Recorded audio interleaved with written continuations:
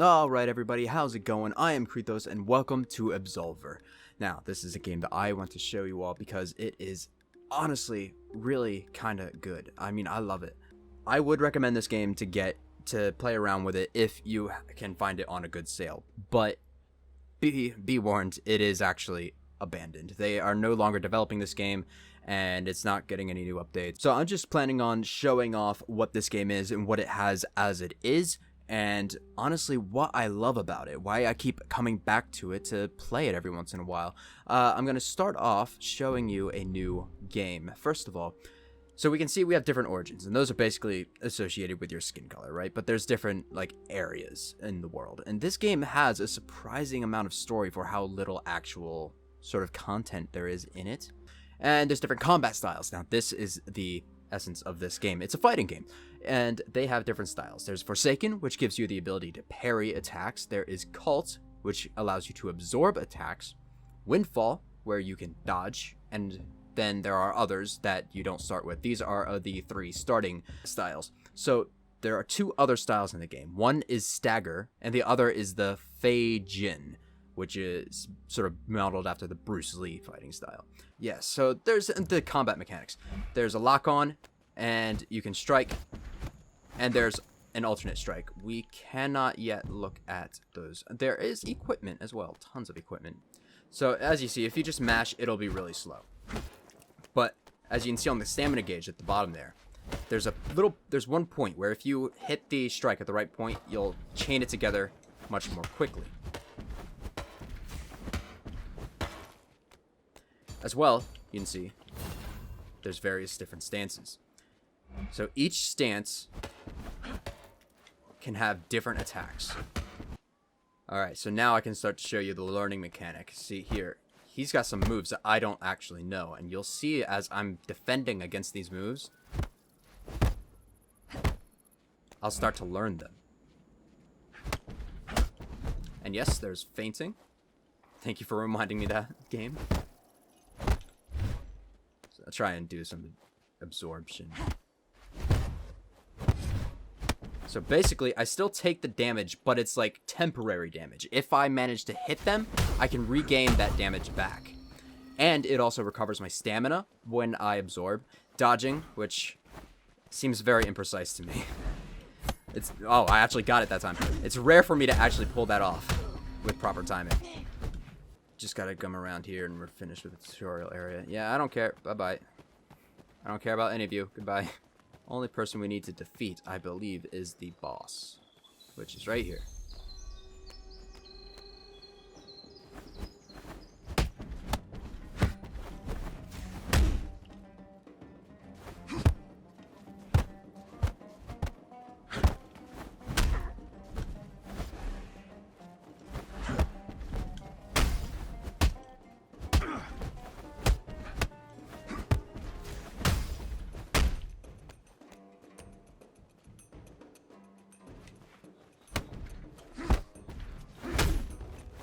Oh.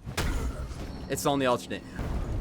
Now we can level up. So, we can go into meditation, and I can show you the level up, where basically you got these. Now, you'll see these different letters here. That's basically saying how much that skill is affected by your stance. So, strength, really important for the cult skill. So, as I put a point in, it'll have more of an effect. It's pretty hard to tell with just one point. But, let's see, maybe... Yeah, see... Right there, that one had 2 points applied in our true value, which is on the right, versus the left, which is our base value. And you can see it affects the health on the left. Endurance affects your stamina. Will is your shards refill, which you use for your magical quote-unquote powers. Dexterity increases your damage for certain dexterous moves, while strength increases damage for strength-based moves. And yeah, there'll be a number of people who will talk to you and show you certain things, tell you certain things. Bye-bye. Nope. Mashing. Okay, there we go. And yes, you can edit your combat deck. So let's take a look at the combat deck. We start off with just one for each thing. War gloves and wet sword. Those are the two weapons in the game. You can come in here and you can see what you have. These, as you level up, unlock more until you have 4 positions that you can use in each angle, each stance. And you can select whatever you want. You can do anything. And that's what I love about this. You can completely set up your own attack style and fighting pattern. And it is amazing. It is a fantastic system that I really wish we could see more of, because it honestly is the most interesting thing. Like, this is so much better, I believe, than pretty much any other fighting game I've ever played. I'm not usually into fighting games very much, but I love this style. The fact that you can customize your style to be whatever you want. It's fantastic. It means that you can be extremely tactical about what you're going to be using. I'm gonna go back.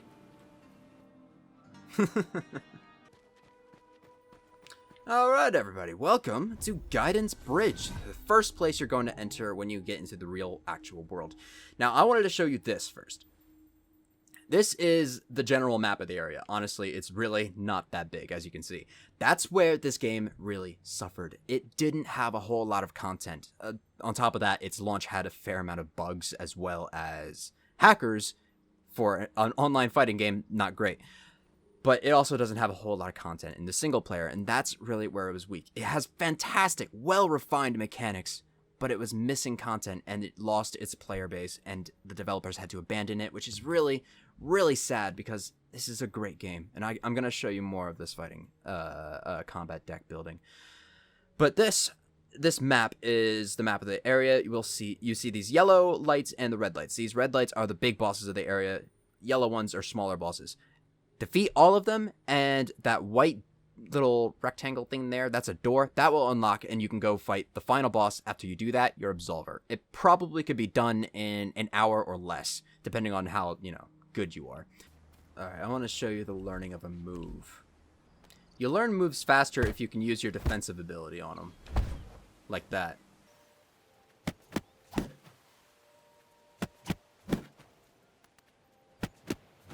Yeah, learning moves is a real grindy process. But I suppose that makes sense. In real life, it's going to take you a while to learn moves as well.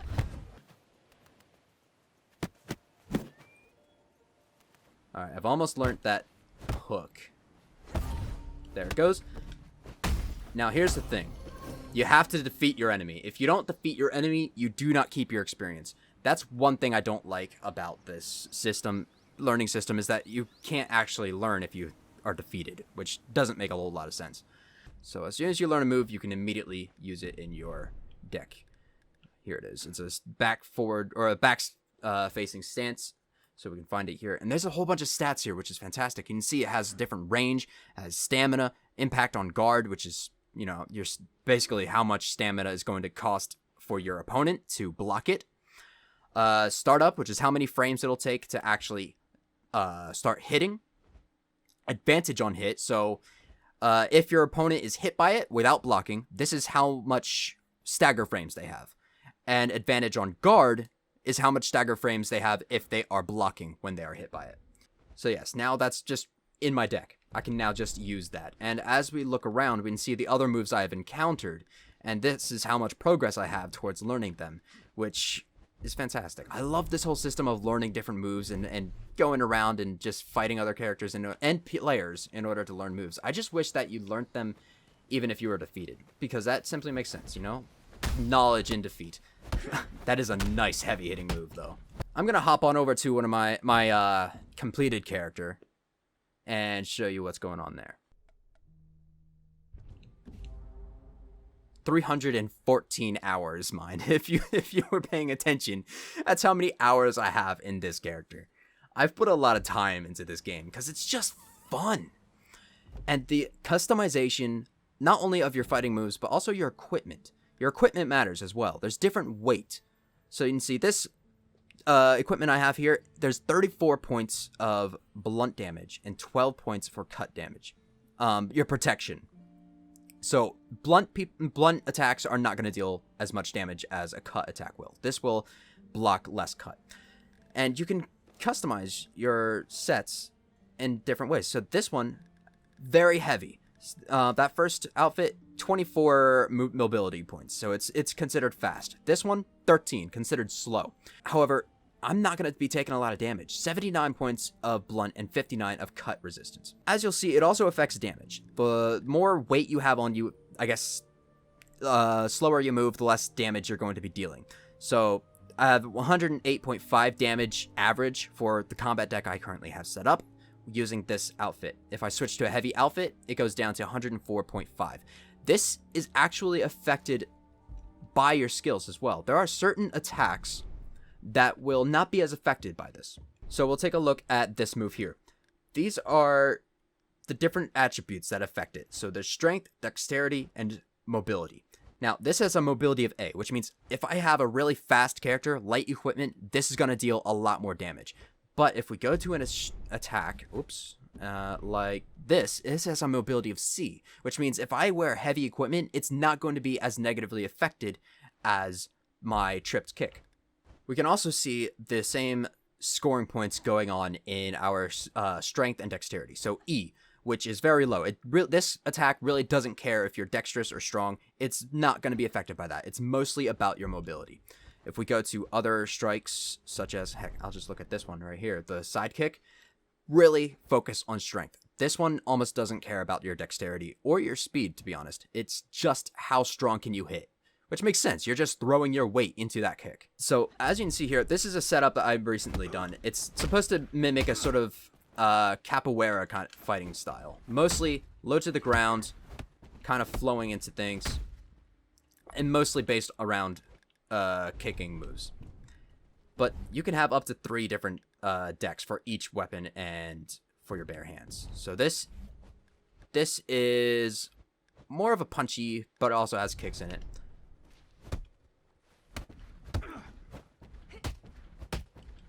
And you can make it flow however you want. So I tend to like to flow between the different stances. So there is reason why you might want to have a striking start and stop in the same place. I don't think I have any decks that really do that. This one here, you can see this alternates between the two front strikes or front stances. So if I start here, that's going to be my combo. A quick kick, and then a punch, which covers a fair amount of ground, 1.9, because this kick actually pushes your opponent away quite a bit, and then a strong heavy kick to finish. And that moves over here. This kick, pretty quick, but it also covers 2.5 meters, a nice long range. Then I have another low kick, which is a pretty strong one, and then a fast punch, which is honestly not that fast for 14 frames when you have things like 10 frames. Those two just alternate between each other.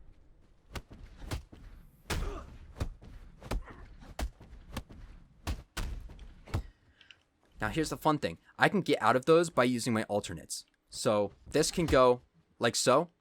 Quick kick, quick punch. Or it can go quick kick and then strong, slower punch from the other direction. So if, say, you're facing a Forsaken who's used to you coming from the, I guess their right, my left, coming from the left side right after that kick, then you can switch it up and hit them hard. Slow strike from the right. And then same thing for the final kick. So if they're used to blocking that kick, then I can switch it up and do that. Now, this also works against Windfall. So Windfall will duck to get out of that because it's a horizontal high strike. But with this, that is a mid thrust, which means that they can't jump or duck that. They have to go left or right to get out of the way of that strike, which is not what they're going to be doing against that heavy kick. So you see there's strategy behind what you're building in your deck. You can make it just look good, but that doesn't necessarily mean you're going to do good in a fight. You can actually structure this to have a meaning behind it. Both of these strikes, by the way, are what are they called? They're charge breakers. What's it called? Stopping attack. It's called a stopping attack. So if you have a move like, let me find one. Like this one. This one is a charging attack, which means that you absorb one hit. You ignore it. Usually, if you're in an attack, but you get hit before you complete that attack, you will be knocked out of the attack, staggered out. But this will ignore that stagger and still hit your opponent.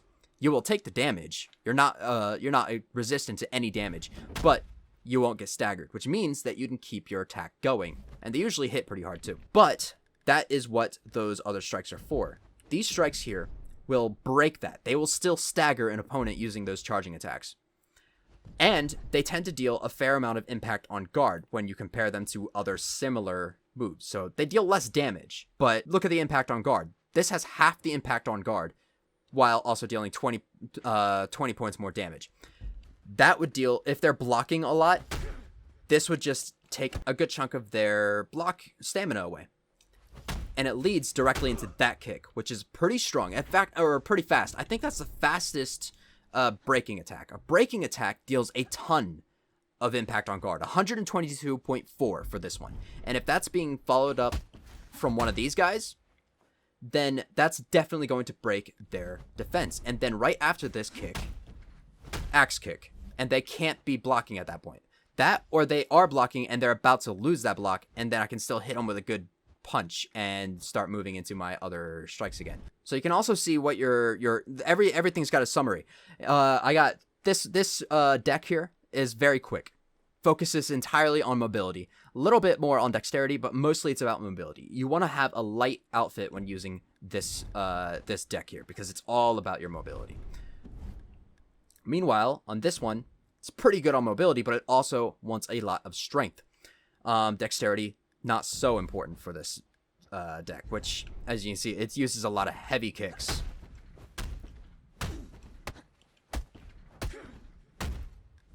That's really what it's focused upon. And then this last one is pretty much an across the board average. It's C, C, C. So really, it doesn't matter what you have. It's going to have approximately the same amount of effectiveness, which is pretty funny, I think. But you also have war gloves. Let me show you the war gloves. These are using all the same things as your regular strikes, unarmed, except you get additional damage from punching attacks. And if you have, your war gloves can have a blunt or a cut type damage. Depends on which gloves you have on. And then there's swords, which are obviously very fun. So there's a whole array of different sword attacks you can use as well. And of course, you can still use most of your regular blunt kicks and punches with swords as well. Let's just show you a bunch of these strikes. This one matters a bit more on your stance. For your regular punching and kicking, right?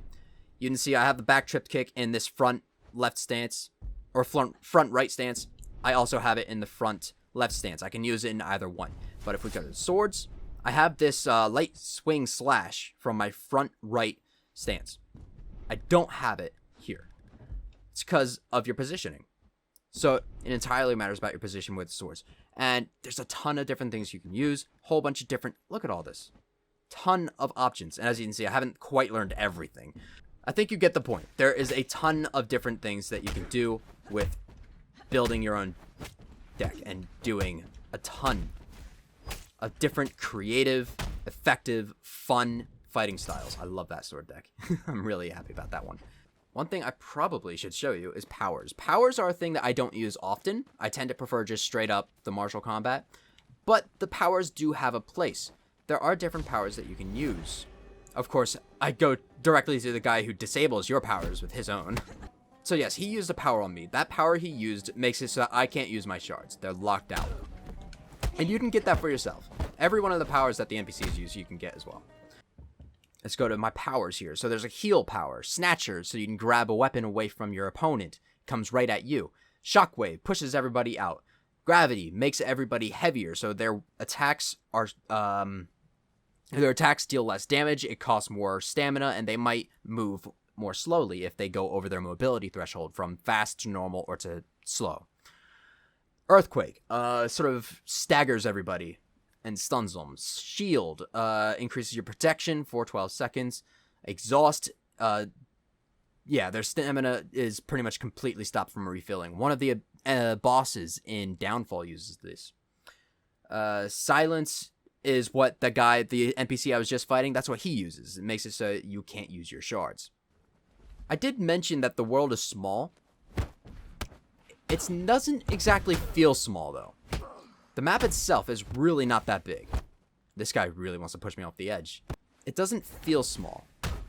the locations are actually pretty big. I need to get rid of this guy. Okay. Like, look at this. It's actually a beautiful world they've built. Like, it looks fantastic. You can't get up there, but it's still there. Oh, no, you can. That's where I fought the drunk dude. The stagger style, which is another style. There are several styles. I am ADHD, so I get distracted. But yes, there's a windfall, which is the dodging. Cult, which is the absorbing. Forsaken, which is the parrying, which we've seen. There's also a stagger style. Drunken boxing. I don't know why the animation did not update. Animation, please. There we go. Drunken boxing. And there's Feijin, which is based off of the Bruce Lee kind of style of fighting. Feijin is interesting in that it does parrying on the front when you're facing your front. If you're push up, it does a charging breaker, a charge break attack. Push back, and it parries a low strike, I believe is what that does. And after your parry, it also has a built-in strike that you can chain off of, or I believe you can actually parry that strike as well. If you're facing backwards, it does a dodge like Windfall in each direction, but it has no forward defensive strike at this point. That's the Feijin. Then there's a stagger style, which is most closely resembles Windfall. There's side dodge with this one, as well as a strike. Then there's a charging, however, with the up strike. And with your back is you dodge thrusts. Hey everybody, this is Cry from the future. Past Cry messed that up. He's an idiot. Don't trust him. So what that dodge does to the back, that does not dodge thrusts. Thrusts will hit you if you try and dodge that way. That back dodge will be able to avoid slashes, like horizontal and vertical strikes. But thrusts will hit you. And then you do a little kick, which can be feinted as well. And here's what's really fun about this is you can use this to chain different moves together. You can really mix it up using that. And the different styles, I think I mentioned this, the different styles have different focuses on their abilities. So Windfall has a high focus on dexterity. We can see when we look at my stats. Dexterity, A level, real high focus, 47 points is my calculated value. If we go to something like Cult, which focuses more on strength, this is now down to 31 for my dexterity, but up to 47 for my strength. I keep things level because I switch between what I'm using. I don't focus down anything, so I'm not the strongest on any individual thing, but I am well-rounded. So yes, Forsaken, we come over here and we see it's a bit more well-rounded, more of a focus on strength, but also allows dexterity, and it's very even. Let's go to Stagger Style, high on dexterity, not really caring about vitality much, or strength for that matter, but it's very durable, very high endurance. You got a lot of stamina, and a lot of magic stuff, shards. Feijin is pretty well rounded on the striking, on the attacking, B and B, so you can do whatever you want with those. And then vitality is low. You're high stamina, but also low magic. So they got different styles, and it's not just the defensive abilities, but also what you want to be using, your strikes. Anyway, I was talking about the world. The world is this tower is fantastic. Look up there. You go inside of that tower there, and I believe that's supposed to lead up to there eventually, which is where you're going to be fighting the big boss, is somewhere up top there. But there's also the other areas. There is the ruined temple area. There is that forest area that I went into originally with that new character.